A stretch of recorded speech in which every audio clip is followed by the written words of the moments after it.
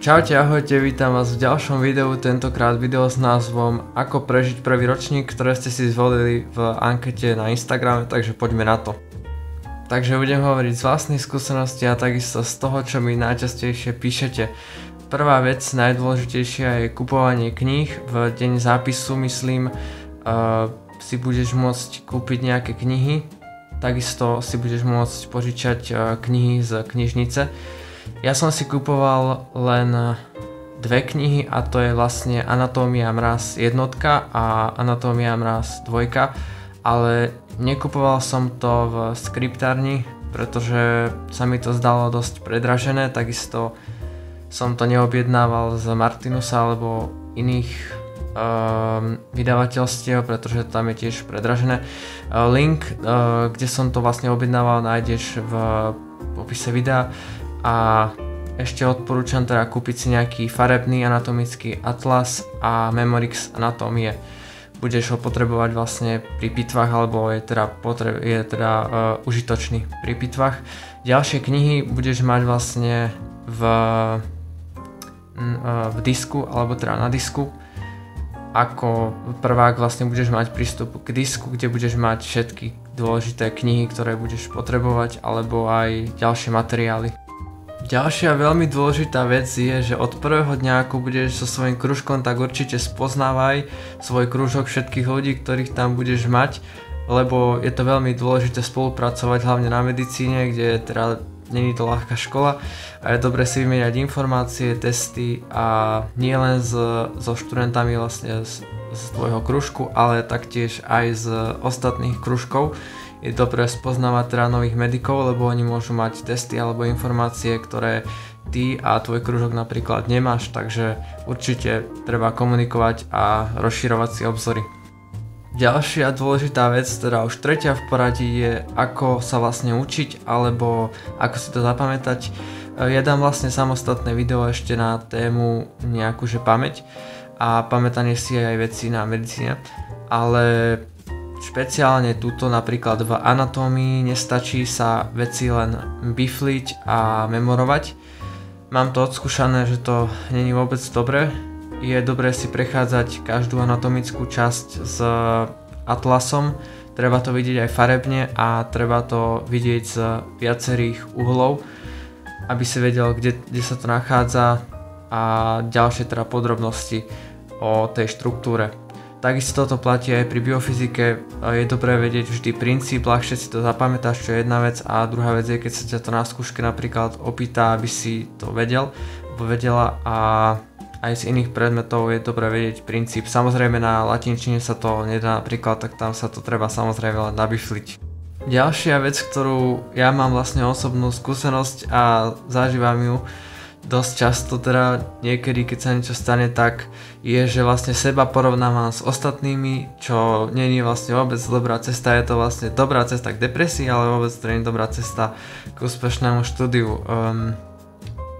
Nemôžeš seba porovnávať s ostatnými, pretože ty máš zase iné charakterové kvality, ktoré vlastne oni zase nemajú, a naopak takisto každý je v inej životnej situácii a ty nevieš vlastne, niekto je napríklad živiteľ rodiny, iný má zase niekoľko brigád alebo niečo iné a každý to vie učivo inak. Zase niekto môže byť bifloš, lebo má na to veľmi veľa času, niekto má na času minimum a zase tak.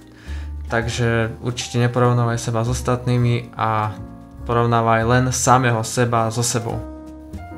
Takže ďalšia vec je spánok. Spánok sa mi overilo, že netreba vôbec podceňovať, pretože ak si jeden deň nepospíš a budeš mať nejakú spánkovú depriváciu, tak sa to odzrkadlí na tom, že napríklad nebudeš taký sústredený na cviku a nebudeš toľko vstrebávať tie informácie, ktoré potrebuješ za prednášok a nezapamätáš si zase toľko.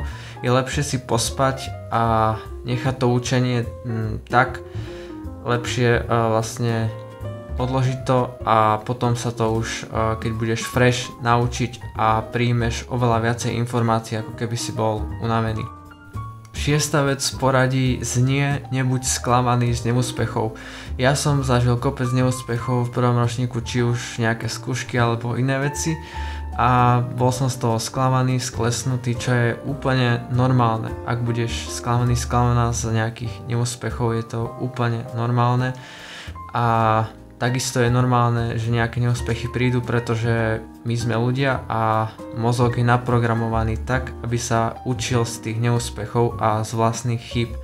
Takisto iní vyštudovaní doktori myslí si, že sa tam dostali len bez nejakých neúspechov, že oni mali úplne rovnú cestu a nič ich nezastavilo, žiadna nepodarená skúška ani zápočné, nič také. Oni veľmi veľakrát tiež padli, takisto aj študenti vo vyšších ročníkoch, aj tí profesori, docenti, takisto mali nejaké neúspechy, takže nebuď z toho sklamaná, ale choď ďalej a skúšaj to znova. 7. v poradí je šport, čo je veľmi, veľmi dôležitá aktivita, keďže si stále zahltený informáciami a knihami, musíš si všetko memorovať, musíš všetko pamätať a vedieť, ako to funguje, tak je dobré občas si vypnúť a len tak si teda zašportovať, zabehať, zaplávať alebo teda neviem, do postielky napríklad a uvoľniť zo seba ten stres. Šport ti vlastne dokáže uvoľniť hlavu a zaplaviť ťa dopamínom, čo je veľmi dobrá zbraň pri učení a pomôže ti to lepšie sa potom koncentrovať a sústrediť. Posledná taká rada alebo tip je užívanie nejakých nápojov, teda ja som začal byť závislý na kofeíne, ako náhle som začal teraz študovať medicínu a neviem si predstaviť teraz jeden deň bez kávy. Káva je dobrá v tom, teda že nakopne, keď si unavený alebo keď sa cítiš vlastne tak psychicky, že nevládzeš, tak ma to vždy nakopne a môžem sa ísť potom učiť a ide mi to teda lepšie. Niekto som počul, že teda si dáva jeden pohárik denne a pomáha to pri učení, alkohol teda, to som neskúšal, ale môžeš to vyskúšať a potom mi určite daj vedieť, teda či ti to pomohlo alebo ako to dopadlo. A ešte som počul, že niekto užíva teda ginkgo biloba na zlepšenie pamäte. To by som chcel vyskúšať popravde a myslím, že to môže mať určite pozitívny dopad.